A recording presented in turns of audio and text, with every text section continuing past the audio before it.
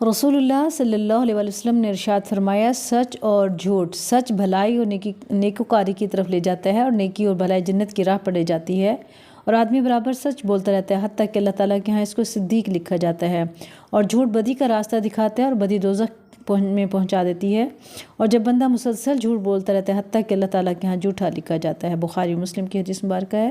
رسول اللہ صلی اللہ علیہ وسلم نے فرمایا، جو چیز شک و شبہ پیدا کرے اسے ترک کر کے وہ بات اختیار کرو جس میں شک و شبہ نہ ہو۔ یہ بات یقینی ہے کہ سچ اطمینان اور یقین پیدا کرتا ہے، اور جھوٹ شک اور بے اطمینانی پیدا کرتا ہے۔ حضرت حسن بن علی رضی اللہ تعالیٰ عنہ ترمذی۔ یعنی اس سے مراد یہ ہے کہ ہمیں اپنی زندگی میں سچ کو لانا ہے اور جھوٹ سے ہم نے بچنا ہے، کیونکہ سچ ہی ایک ایسی چیز ہے جس سے ہمیں اطمینان قلب نصیب ہوتا ہے اور آخرت کی کامیابی حاصل ہوتی ہے، اور جھوٹ ایک ایسی چیز ہے جس سے بے اطمینانی پیدا ہوتی ہے اور شک و شبہ پیدا ہوتا ہے اور آخرت میں دوزخ میں جانا پڑتا ہے۔